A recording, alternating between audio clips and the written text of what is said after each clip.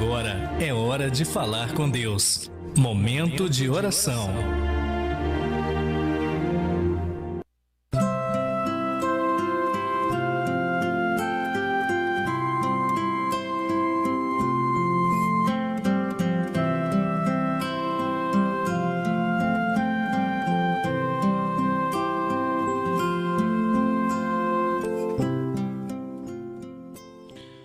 Rogo-vos, pois eu, o prisioneiro no Senhor, que andeis de um modo digno da vocação a que fostes chamados, com toda a humildade e mansidão, com paciência, suportando-vos uns aos outros por caridade, solícitos em conservar a unidade do Espírito pelo vínculo da paz. Há um só corpo e um só Espírito, como também vós fostes chamados a uma só esperança pela vossa vocação. Há um só Senhor, uma só fé, um só batismo. Há um só Deus e Pai de todos, que está acima de todos e opera por todas as coisas e reside em todos nós. Mas a cada um de nós foi dada a graça segundo a medida do dom de Cristo. Pelo que a Escritura diz, tendo subido ao alto, levou o cativo o cativeiro, distribuiu dons pelos homens. Ora, que significa subiu, senão que também antes tinha descido aos lugares mais baixos da terra?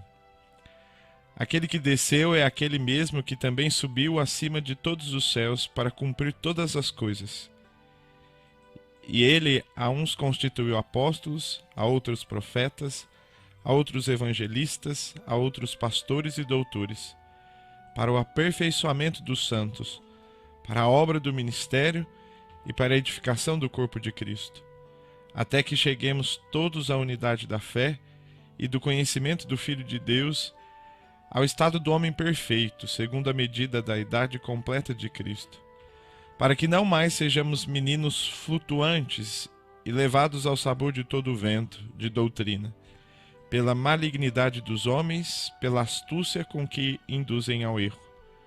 Mas praticando a verdade na caridade, cresçamos em todas as coisas naquele que é a cabeça, o Cristo, do qual todo o corpo coordenado e unido por meio de todas as junturas de comunicação, segundo uma operação proporcionada a cada membro, toma o aumento próprio do corpo para a sua edificação na caridade, que é a alma deste corpo ou edifício espiritual. Boa noite, caros ouvintes. Boa noite, Cleiton. Aqui é o Padre Fernando. Prazer em estar aqui hoje, uma segunda-feira maravilhosa. Esse menino aqui, esse retardado, queria que eu ficasse de pé, mas eu quero ficar sentado, né? Mas vamos falar da unidade, não vamos quebrar a unidade não, porque senão fica feio. São Paulo deixa nessa carta aos Efésios aqui o seu legado, né? Se a gente poderia dizer que é um belo testamento que ele deixa, né? Da sua teologia. Mas primeiro vamos falar da unidade, né? Antes de falar de São Paulo. A unidade é um desafio da igreja hoje, de ontem e desde que nasceu. Mas a unidade também era uma dificuldade no judaísmo e se a gente olhar as tradições bíblicas, sempre foi um desafio, né? Manter o povo na unidade. O decálogo já é uma iniciativa de Deus de manter a unidade do povo. Então, perdão, a unidade sempre foi um desafio. Mas o que é a unidade, né? Por onde passa a unidade, né? Primeiro, são duas as características. A unidade nos dá uma característica, nos faz pertencer a um rebanho, a um povo, a um clube, onde quer que a gente vá, a unidade nos dá característica, nos dá uma nomeação. Então, como filho de Deus, nós temos o decálogo que nos forma povo de Deus. Deus, na antiga aliança, dá o decálogo para o povo. Eu vou ser o seu Deus, vou ser o seu pastor, vocês vão ser meu rebanho, vou protegê-los, vou dar de alimento, mas nós vamos ter que seguir os 10 mandamentos. Então, é a característica, né, do povo de Israel, o decálogo. E isso veio caminhando conosco até chegar na igreja, né? A igreja de Cristo, que também tem como nota, a gente fala a nota da igreja, E foi bom que o Cleito começou o programa rezando o Credo Niceno-Constantinopolitano, e é uma das notas da igreja, una, santa, católica e apostólica. E tem a unidade pessoal, né, que nos dá, o batismo nos confere essa unidade com a igreja, né? Fazemos parte deste corpo de Cristo, né? Para que unidade? Para que lutar pela unidade, né? Primeiro porque a unidade é um compromisso com o próximo. Não posso ferir o meu irmão, o meu par, o igual a mim. A unidade com a natureza, com como o Papa Francisco sempre diz, a casa comum. Eu preciso ter unidade com tudo isso, né? Irmãos e irmãs, e não só com Deus. Só que nesse mundo de conflito que a gente vive, né, a solidariedade dá lugar ao individualismo. E quando a gente se propõe a viver em comunidade, não dá para viver em individualismo, egoísmo, né? O hedonismo que a gente vê tanto aí, uma vida só de prazer. Infelizmente, essas características da atualidade também a gente encontra na nossa comunidade de fé. E aí onde quebra a unidade, né? Seja tanto a unidade minha com Deus, né, no âmbito pessoal, e a unidade eclesial, porque nós caminhamos todos como um corpo. E se um quer ir para um lado, outro para o outro, ninguém vai para lugar nenhum, né? Então, são duas características aí da igreja, nossa como membro da igreja, tanto individual, minha com Deus e minha com os irmãos, e minha com a igreja enquanto comunidade de fé. Essas expressões de fé que valorizam eu, né, a posse das coisas, a gente vê aí tanto individualismo, dinheiro daqui, dinheiro dali, o professa a fé, eu ganho isso, ganho aquilo. Desculpa, né, quem está me ouvindo que não concorda comigo, mas isso também não é unidade de fé. E por isso o texto de São Paulo nos convida a repensar a unidade do corpo de Cristo, num todo, mas ir lá no alicerce, né, da nossa fé. Diante do egocentrismo que a gente vive hoje, e que também assola as nossas comunidades cristãs, em todo e em qualquer lugar. Quando São Paulo escreve a carta aos Efésios, porque a gente não, como eu disse, a unidade sempre foi um ponto muito querido pela igreja, né? Desde a igreja nascente e mesmo antes, na época do judaísmo, e hoje para nós. A unidade é esse desejo de Deus de todos caminharem como num só corpo, num só espírito, num só batismo, professando uma mesma fé, a fé em Jesus Cristo.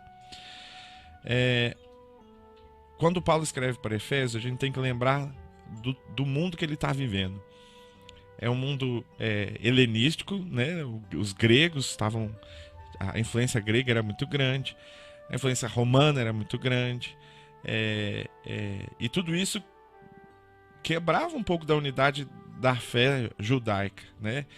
E para a igreja que está começando também, que herdou, teve a herança judaica, né? Como um pouco da continuidade da Torá e tudo mais, feria a unidade, né, da igreja.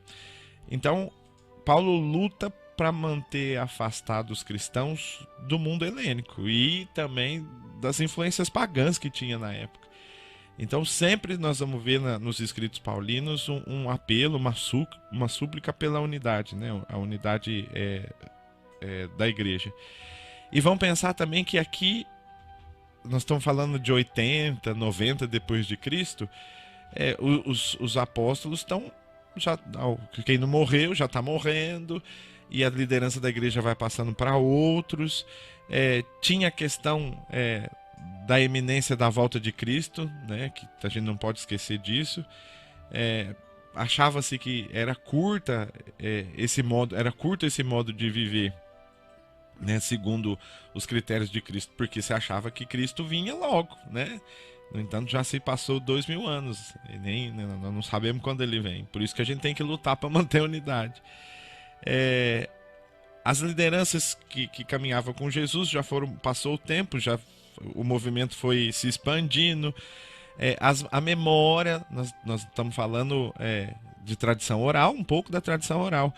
A memória do povo foi caindo no esquecimento das palavras de Cristo. Com tudo isso, Paulo escreve para manter essa unidade, para o povo voltar e manter esse compromisso de fé. Outro desafio, um dos outros grandes desafios nessa compilação de São Paulo, do ensino de São Paulo, de promover unidade, o movimento está crescendo. Nós estamos falando da igreja nascente. Quanto maior o negócio, mais difícil de controlar, né? Então as cartas, as exortações de São Paulo, vai tudo para manter esse crescimento, esse movimento, o surgimento das novas comunidades e aí a consolidação dos ministérios, que até hoje dá briga dentro da igreja, né? Quem faz o quê, quem faz aonde, e é onde os conflitos começam a aparecer, a unidade da igreja entra em risco. Aliás, a unidade da igreja sempre está em risco quando a gente não sabe qual é o nosso papel. Vale destacar que a unidade é frágil, né? Se a gente for perceber nos escritos paulinos, ele sempre vai estar chamando a atenção, sempre vai estar exortando unidade da fé, argumentando em relação a manter essa unidade. São Paulo aos Coríntios, né? O amor, né? 13, de 1 a 13. Você pode pregar em língua, você pode falar isso, você pode falar o que você quiser. Se você não tiver amor, né, não se tem nada. Então a caridade é o primeiro ponto de unidade do cristão. E aí passa pela fé individual, a minha fé.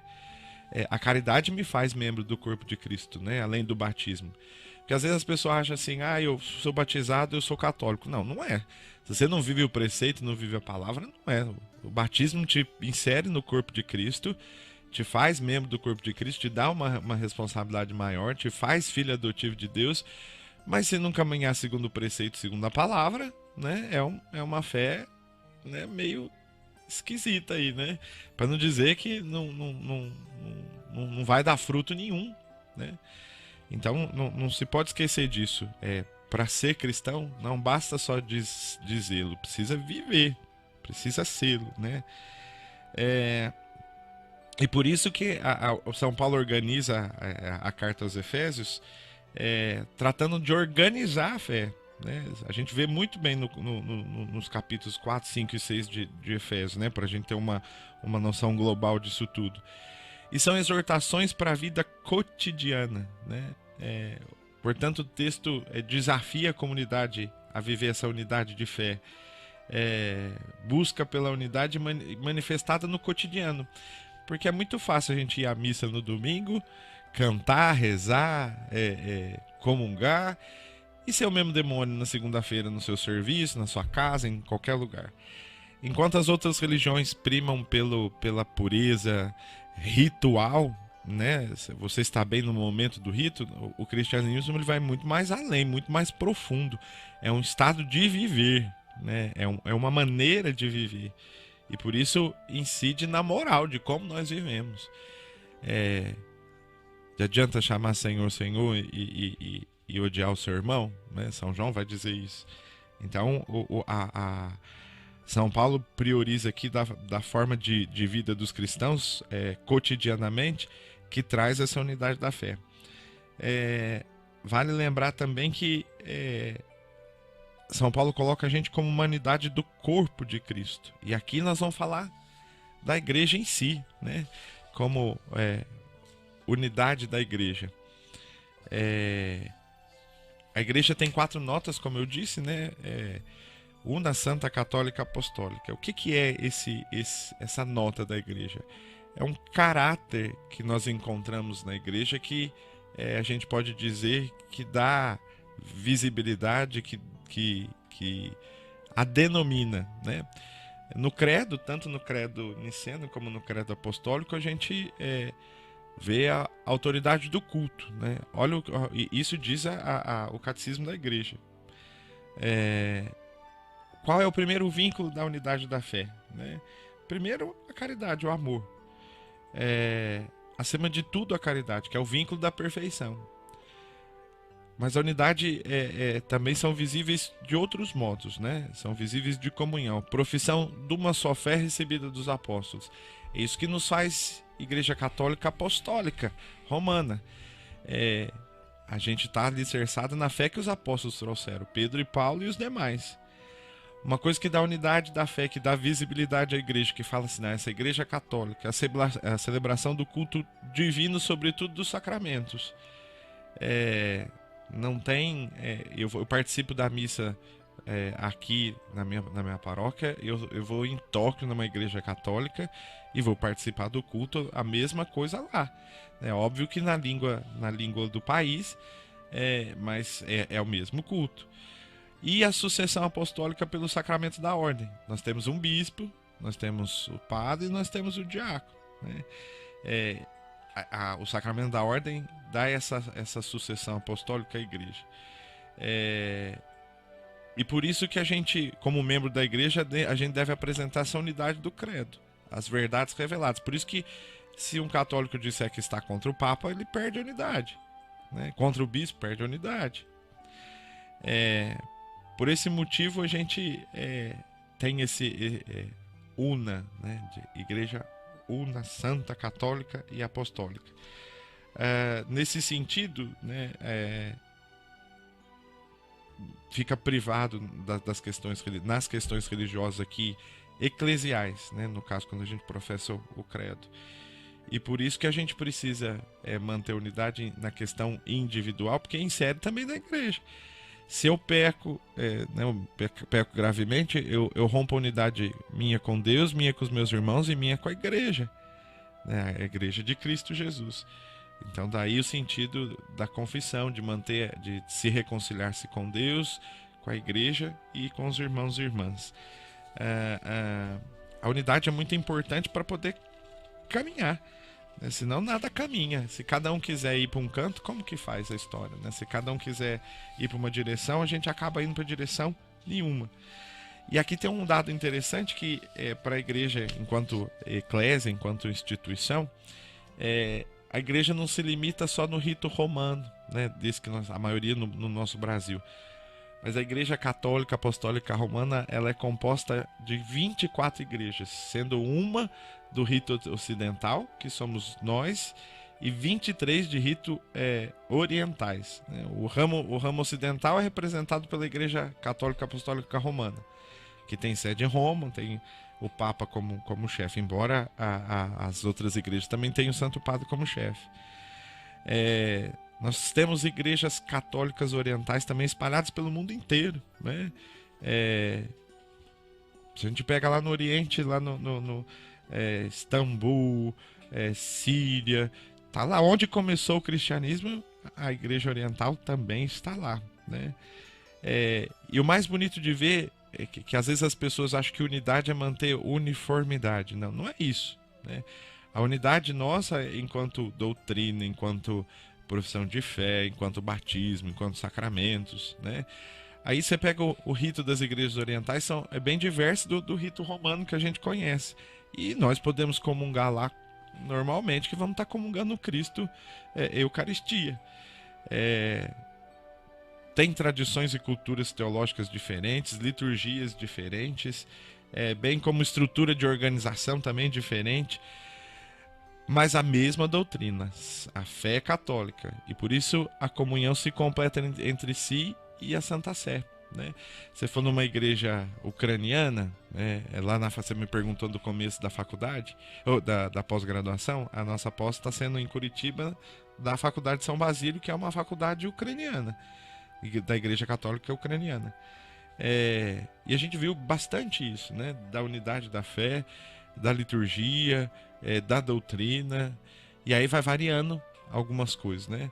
E a gente participou no primeiro dia, foi uma missa no rito de São Basílio Magno, e comungamos normalmente. Todas essas igrejas que compõem a igreja católica, elas são autônomas para legislar, mas o rito e a disciplina são os mesmos, né? O Santo Padre está como chefe, e preside todas na caridade. Então, às vezes eu vejo o povo brigando dentro da igreja latina com rito. A igreja oriental está 1000 anos na frente nossa em questão de língua, né? A língua nunca foi entrave para eles. Você pegar São Cirilo e São Metódio, que foram para a Rússia, para levar o evangelho. Chegando lá, eles não tinham nem um alfabeto, eles não podiam pregar o evangelho porque o povo não tinha como ler e escrever. E eles inventaram um alfabeto para poder escrever e poder falar e poder ensinar a Bíblia para, né, pro povo russo, né, russo, ucraniano, né, daquela banda de lá. E isso nunca foi um entrave, né? E aí eu já vejo o povo brigando aí, perdendo a unidade por causa, latim ou não latim, não sei o que, a gente precisa estudar um pouco mais para não, como vai dizer São Paulo, não ficar como meninos flutuantes, né? Como crianças, como tolos. Perde a unidade por bobeira, né? Por criancice às vezes. Da igreja oriental, né? Desse ramo, dessas 23 igrejas orientais que fazem parte da igreja católica, de vez em quando a gente vê o Santo Padre com um bispo diferente, uma roupa diferente, umas mitras diferentes, sempre está celebrando com outros patriarcados, e por isso é bonito de ver essa unidade da igreja católica, né, espalhada pelo mundo inteiro. E, por exemplo, a igreja melquita, ela é presidida por um patriarca, a igreja greco-ucraniana tem um arcebispo maior, mas todos são do rebanho dos fiéis católicos. Uma coisa bonita que a gente percebeu lá dos irmãos basilianos, no Ocidente os padres casam, no Oriente os padres casam, no Ocidente não. Só os bispos, né, que não se casam. E aqui no Brasil eles assumiram também o celibato como nós, latinos.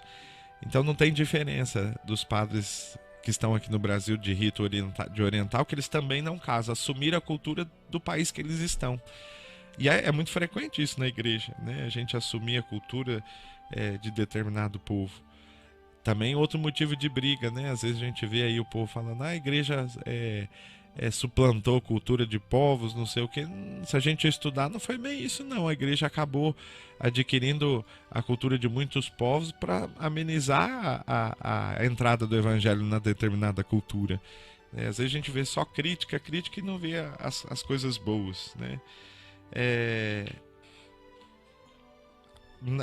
Eu vou citar aqui as igrejas que fazem unidade conosco, da tradição latina ou romana, como nós, né? Igreja Católica com sede em Roma. Aí as de rito oriental de tradição alexandrina, Igreja Copta, Etíope, Eritreia, Bizantina, Melquita, Bizantina grega, tem bastante. Albanesa, ucraniana, Bielorrússia, greco-católica russa, greco-católica búlgara, eslovaca, húngara, da Croácia e da Sérvia, romena, rutena, albanesa, macedônia. E aí tem das tradições de liturgia armênia. A católica armênica, que tem sede no Líbano, as de tradição maronita, também no Líbano, das tradições antioquena, ou siríaca. A igreja siríaca, que tem também patriarcado no Líbano, a católica Sírio-Malabar ou Malankar, que é na Índia, e tem a igreja católica caldeia ou siríaca, que tem patriarcado em Bagdá, e tem a Sírio-Malabar, que também tem sede na Índia. Então aí está espalhada a igreja pelo mundo inteiro. E aí a gente entende quando São Paulo insiste nessa estrutura de manter a unidade, para poder caminhar. E por isso a primeira fonte, o primeiro conceito de unidade é a nossa vocação, né? São Paulo começa a carta falando dessa vocação. A unidade da fé é uma vocação que Deus nos dá a esse corpo. Esse corpo quem? A igreja. E por isso tem no centro algumas virtudes. Aí quando eu falo que a unidade passa primeiro pelo pessoal individual e depois vai entrando para a igreja. São Paulo exorta aos cristãos viverem humildade, mansidão, longanimidade, apoio mútuo, unidade e paz, né? Essa comunidade é chamada a viver essa vocação a partir de como corpo de Cristo. E é isso que preserva a unidade. humildade dentro de uma comunidade. Você cresceu numa comunidade. Você já viu alguém sem humildade crescer dentro da comunidade, seu Cleito? Já sim. Mas crescer como sem humildade? É. Cresce pro chão, não tem Sim, como. é. Né? Mansidão. Principalmente da liderança. Né? Como que a gente vai pregar o evangelho, vai levar o evangelho de Cristo sendo um cavalo, né? Longanimidade. Aceitar as adversidades, aceitar as contrariedades. Mais numa comunidade que a gente tem é contrariedade. Até chegar num senso comum, né? Apoio mútuo no amor. E isso a gente tem bastante, graças a Deus, né? A gente vê um irmão em dificuldade, alguém sempre tá ali um povo da igreja para ajudar. Isso traz unidade e traz paz. E por isso a gente deve preservar e cultivar essas virtudes individualmente e depois coletivamente. E aí depois São Paulo coloca a segunda fonte, que é Cristo, né? Já que o primeiro vínculo da unidade é o amor, a caridade, a segunda fonte é Cristo. Não porque Cristo seja o segundo, mas porque Cristo também é Deus e é amor, né? Onde há amor, a caridade, Deus aí está. Mas aí a segunda fonte é Cristo, porque é vinculada ao batismo, né? Quem dá a graça da unidade? O batismo. E aí nós vemos na questão aqui, nós entramos muitas vezes naquele impasse assim, mas a igreja de Cristo qual é? A igreja católica. E aí é um só batismo, uma só fé, um só corpo, e a graça de Cristo está vinculada ao batismo. Não tem como sair disso, né? E aí no centro disso tudo aparece a unidade, né? A unidade é gerada pela presença do Pai. O Pai, o Filho e o Espírito Santo batiza nessa fórmula. No entanto, quando se erra a fórmula ou quando se faz outro tipo de fórmula, para nós não tem validade, né? O que faz a gente ser irmãos dessas 24 igrejas, dessas 23 igrejas? Uma delas é o batismo, que manteve inalterado durante esses 2 milênios. Há um só Pai, um só Senhor, um só batismo. Desse modo a comunidade é um só, né? E aí a luta para viver aparar as arestas das divisões, né? Essa frase, um só batismo, um só Senhor, uma só fé, um só batismo, era uma fórmula batismal, era integrante da liturgia. E por isso, desde a igreja primitiva, a gente batiza da mesma forma e busca viver da mesma forma, manter essa unidade. A terceira fonte que a gente pode dizer de unidade é a Escritura, a Sagrada Escritura, né? A palavra de Deus nos dá esse sentido de unidade. Foi escrita para nós, um povo, né? Quando São Paulo fala que Cristo subiu às alturas e desceu às regiões inferiores, no caso, né, desceu aos infernos, e assim ele distribui todos os seus dons e para... Olha, que vergonha, meu celular ligado. Quando ele fala de que Cristo subiu e deu os dons, né, para a comunidade, para aperfeiçoar a comunidade, aperfeiçoar o corpo de Cristo. E o corpo de Cristo é a igreja. E aí nós vemos o sentido assim de quanto edifica na igreja os vários carismas, né? Eu gosto de dizer que eu tenho um povo santo que fala melhor que eu. Tem gente que prega lindamente na minha paróquia, tem gente que enfeita lindamente, tem gente que limpa lindamente, tem gente que... Então cada um no seu quadrado, né, vamos colocar no popular, desenvolve organicamente o corpo de Cristo, dá vida para esse corpo, e o poder de Cristo é como por extensão, né?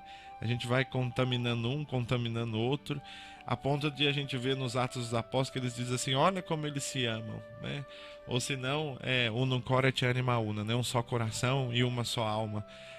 Ou se não, a gente também nesse mesmo texto do Atos dos Apóstolos que a gente vai ouvir, eles tinham tudo em comum, né? Cada um trazia aquilo que tinha e depositava nos pés dos apóstolos. É essa unidade que São Paulo preserva. E por fim nós temos também a tradição e o magistério que dão o sentido da unidade. quando a gente tem unidade, a gente não despreza a tradição, a gente aperfeiçoa, mantém, né? Daí o rito ser...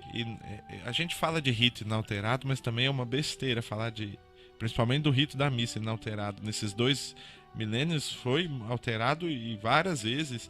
E vamos ver quanto que vai ser, porque a igreja, quando fala unida, é o Espírito Santo que fala e a gente vai tomando os rumos.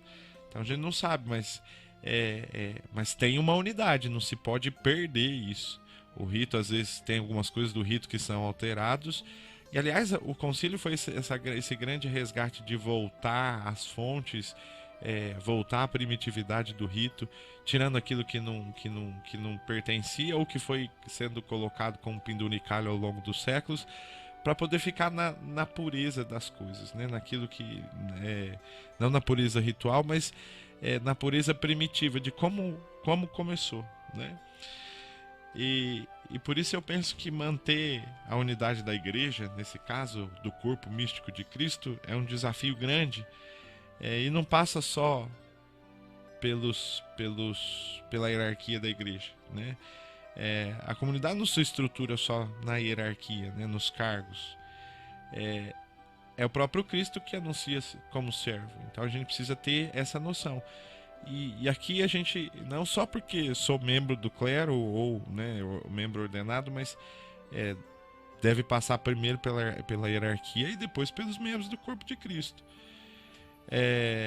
A gente não pode esquecer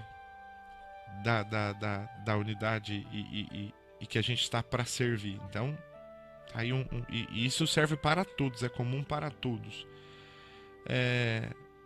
A expansão da fé, né, tanto no primeiro século como nos seguintes, aqueles que andavam com Cristo foram morrendo e as novas lideranças foram surgindo, e aí surgem também os conflitos de poder.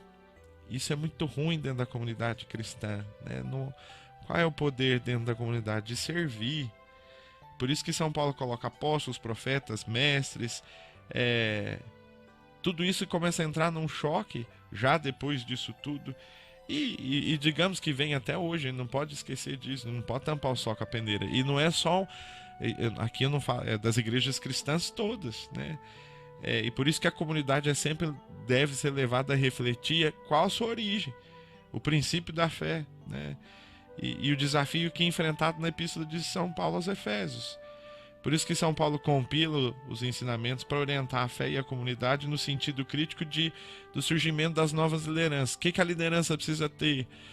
Mansidão, longanimidade, humildade, apoio mútuo, unidade e paz. Isso é para todos, seja a pastoral mais concorrida aí na paróquia, né? Porque a gente sabe que tem pastoral que tem mais gente, pastoral que tem menos. Vai do sacristão que tem a chave onde fica a vassoura, do padre que é a liderança da comunidade. Então, quando São Paulo coloca isso, é para todos nós. E essa reflexão deve fazer a gente lembrar que é pilar da fé, não tem como fugir disso aqui, né? A Escritura vai para esse caminho e fala que é a nossa vocação. É o próprio Cristo que nos sustenta nessa fé. E por isso essa reflexão sobre unidade, liderança, de como caminha a igreja, deve passar por esse viés, né, do serviço. Não se pode esquecer disso. Em qualquer estrutura de igreja. Porque a gente está falando de algo sobrenatural, divino, de Deus, né, de Cristo Jesus, da fé da igreja. Seria muito mais fácil se fosse uma empresa somente, porque daí era autocrático o negócio, né? O patrão mandava, acabou, e agora, né, para você trabalhar, você não precisa ter é óbvio, né?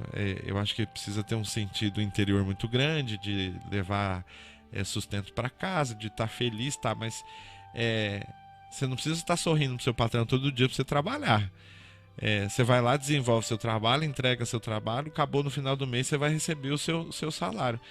Agora, na igreja é diferente. Ninguém ganha salário nenhum, mas tem quem manda e tem quem obedece, mas precisa ter esse sentido de humildade e de serviço, porque senão, né, não dá certo. Vira e uma empresa que não tem lucro, né? Aí não tem muita graça. Qual é o nosso lucro? Aí a gente entende no Evangelho da Pérola da semana passada e do tesouro perdido, que ele vende tudo e para poder comprar o campo e obter o tesouro e a pérola. Por quê? Quando a gente se propõe a caminhar com Jesus, quando a gente se propõe a fazer uma caminhada de fé, é preciso deixar algumas coisas de lado para poder abraçar aquilo que é maior, aquilo que é mais valoroso. E para um cristão, o que é mais valoroso é a eternidade, o céu, a salvação. E para obter a salvação, né? Para obter não, para alcançar a salvação, porque a obtenção já foi na cruz de Jesus. A gente precisa viver de um certo modo, de uma certa maneira. E aí ele fala, vende tudo. Eu tenho certeza que aquele comprador das pérolas, ele devia ter uma coleção gigante de pérola, mas ele foi e vendeu todas para poder comprar aquela pérola que ele achou que ela era de grande valor. E assim também somos nós no reino de Deus. A gente precisa viver de um modo, perder algumas coisas para ganhar aquilo que tem maior valor, que no caso para nós é Jesus Cristo, nosso Senhor. Por fim, a gente vê uma unidade trinitária primitiva, né? No caso, Cristo subiu aos céus e desceu das profundezas. É aquele que, conforme é interpretado nas Escrituras, concede os dons a todos os seres humanos. Ou seja, a fé é um dom de Deus. Os dons que Cristo nos dá são conferidos a todos nós para o serviço, para a unidade, para a edificação do corpo, para a manutenção da paz. Por isso que é estranho quando a gente vê um pregador fazendo autopromoção. Os dons que o Espírito derrama sobre a igreja é para a edificação da própria igreja. Não para edificação pessoal, sim, no caso espiritualmente, humanamente, mas não no sentido de enriquecimento próprio, né? Isso está longe do Evangelho. E essa unidade trinitária, ela se desenvolve a partir dos dons que nós temos, visando a edificação do corpo. Como é bom quando tem alguém que reza na comunidade, né? A gente está angustiado, tem alguém que vai nos dar uma palavra de ciência, alguém que vai tentar ajudar a resolver o meu problema, alguém que vai... tudo isso dentro da comunidade. E isso preserva a unidade do Espírito que dá vínculo de paz. Então não dá para como viver de outra forma. E por isso que eu acho estranho quando tem pregador aí que se autopromove, né? É meio estranho, mas tudo bem. E por fim, a unidade do culto, né? Diante de tudo isso que a gente ouviu, às vezes o povo fala assim, mas é engessado, é isso, é aquilo. Não é engessado. Se a gente estudar a história da igreja, estudar a história da liturgia, a história do culto, isso nos identifica como um povo. Escutar a palavra de Deus, né? No Antigo Testamento, quando o povo estava disperso na Babilônia, o que dava unidade para o povo, o que dava sentido de pertença no povo? A Torá, a palavra. Vamos ler todo mundo junto a palavra de Deus. No entanto que Esdras mandou construir um ambão lá e das 6 da manhã até meio-dia foram lendo os textos bíblicos e no final o povo chorava e aplaudia a palavra de Deus porque sentia povo de Deus. Então não dá para viver a unidade sem ter regras, sem ter uma moralidade das coisas, sem ter um sentido de serviço, né?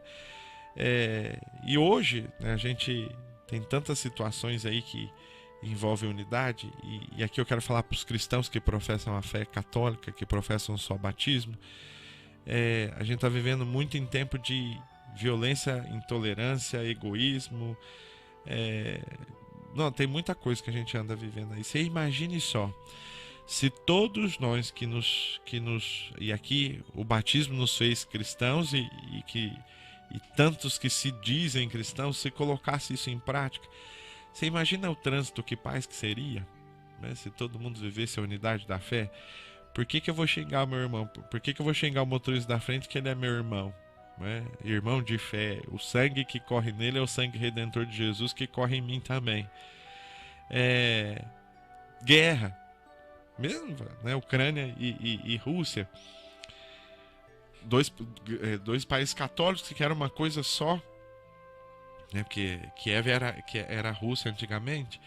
Você imagina se se o ideal cristão, se a unidade cristã aflorasse no coração daquele povo, o quanto seria diferente. Agora, passando pela violência religiosa, né? Tá aí uma outra coisa que às vezes eu vejo cristão sendo violento com outras denominações. Eu posso não concordar com determinada religião, eu posso não professar determinada religião, mas eu preciso respeitar aquela pessoa que acredita naquilo, né? Então, violência religiosa não tem sentido para alguém que professa, que tem a caridade como princípio. E aí a gente vai passando por outros âmbitos menores, no caso, violência doméstica, né? Brigar dentro de casa, né? Ou excluir alguém de alguma coisa, ou tratar mal seu funcionário, né? Ou ser danoso com seu patrão. Não, tá vendo onde a unidade vai enraizando, vai estendendo os sarmentos, como diz a palavra de Deus, e ela é capaz de mudar um todo. E por isso que São Paulo insiste na unidade da fé, a unidade do corpo de Cristo. Por isso que a gente vai ouvir sempre: se o teu irmão passa fome, você também passa fome. E aqui a gente vê muitas vezes traduzir, fala assim: é comunismo. Não tem nada a ver de comunismo, meu filho. Quando eu chego no altar para comungar, comunhão, eu entro em comunhão com Cristo e com você, meu irmão, né? O corpo de Cristo é o mesmo seu corpo. Nós estamos falando do corpo místico de Cristo, e nas suas variedades aí, nas suas multidões. Então não tem como viver de outra forma senão na unidade de Cristo Jesus, para o serviço e para a edificação do corpo místico de Cristo, que é a igreja de Jesus, nosso Senhor. Certo, seu Cleito? Alguma pergunta aí? Aqui, hoje não tem pergunta hoje, né? A gente vai falando.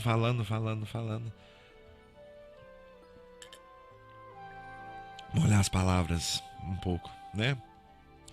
E aí, quando a gente fala tudo isso que eu disse agora de âmbito pessoal, mas que insere na vida comunitária, né?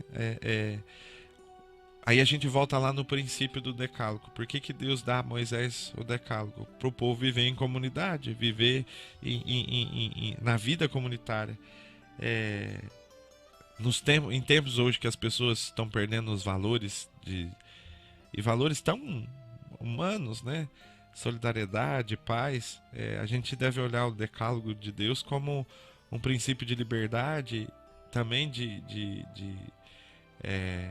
unidade, a gente não pode esquecer, mas de cura, de sanar as divisões e os conflitos, né? Principalmente dentro da igreja e fora da igreja. Aliás, a igreja já começa em conflito, que se a gente olhar os Atos dos Apóstolos, ao Concílio de Jerusalém, foi para sanar conflito. Então a gente precisa crescer. E aí a gente entende quando São Paulo diz, né, de ser menininho na fé, ser imaturo, no caso, ser menino. Aqui o texto que eu li, meninos flutuantes, né? A gente vê dentro da igreja algumas brigas de criança mesmo, que acho que nem criança tem, né? Quando a gente internaliza tudo isso e vive Cristo, que Papa Bento diz que o cristão, ele tem um encontro não é com o livro, mas é com uma pessoa, e a pessoa de Jesus. Quando a gente tem esse encontro com a pessoa de Jesus e quer viver o reino de Deus já aqui, a gente vai passando em cima de todos esses conflitos, de todas essas divisões, para dar um sentido maior de unidade, de corpo de Cristo. E a gente vai vendo que a gente também vai amadurecendo na fé, e não vai mais ser criança flutuante, como diz São Paulo. E aí essas divisões a gente vai achando tão besta, né? E embora tem muita gente infantil ainda dentro das nossas igrejas, né? E aqui eu não estou dizendo o povo de Deus somente, não. Tem muitos religiosos ainda que vivem de maneira infantil. Ciúme de umas coisas, né? Catequista com ciúme de outro catequista, ministro com ciúme de ministro, padre com ciúme de padre, e assim vai, né? Isso aí acontece lá em Londres, na França. Aqui no Brasil a gente não tem essas coisas. Eu vou contar, eu sempre, lá no curso em Curitiba, tinha gente de tudo quanto é lugar. Uma das coisas que eu usava aqui para falar assim, isso aqui acontece na Diocese de Itapipoca, aqui em Limeira não acontece. Aí na apresentação das pessoas lá no primeiro dia de aula, levanta uma arquiteta e fala assim: eu sou formadora de leigos da minha diocese lá de Itapipoca. Eu falei: meu Deus, agora eu não posso mais falar lá de Itapipoca. Então agora a gente fala de Londres, de Boston, né? Lá em Boston tem, aqui em Limeira não tem, graças a Deus. Aqui todo mundo vive o Evangelho segundo o critério de Cristo Jesus. Esse é o desejo de Cristo, que todos cheguem ao conhecimento verdadeiro. Aliás, São Paulo termina a carta, né, falando do conhecimento de Cristo, né, que esse é o intuito. Quanto mais nós conhecemos a Cristo, mais nós nos parecemos com Ele, mais nós formamos um corpo com Ele e com os irmãos e irmãs. Isso para quê? Para edificar o corpo de Cristo, a edificação na caridade. Não tem outro sentido se não for na caridade, a gente querer ser unido para formar o corpo de Jesus, nosso Senhor. Quanto tempo ainda tem aí, Cleito? No meu já passou. Olha.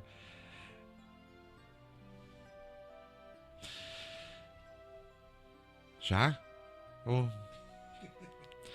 Então vamos, você daí que nos acompanha, da nossa Rádio Magnífica. Creio que não tem outra oração para que nós possamos fazer, senão pedindo a unidade da igreja. E quem dá unidade para a igreja é o Espírito Santo, né? Dá os dons, dá os frutos, e dá a caridade e nos ajuda a chamar Deus de papai, né? E nos faz irmãos e irmãs no corpo redentor de Cristo Jesus. Então aí que você que está aí, vamos pedir ao Espírito Santo, tenha intimidade com o Espírito Santo. Vem sopro de Deus sobre esta igreja, mais uma vez como viestes em Pentecostes, e ensina-nos a caminhar na unidade de Cristo Jesus, deste corpo místico. Dá-nos o sentido do serviço para podermos edificar a sua comunidade.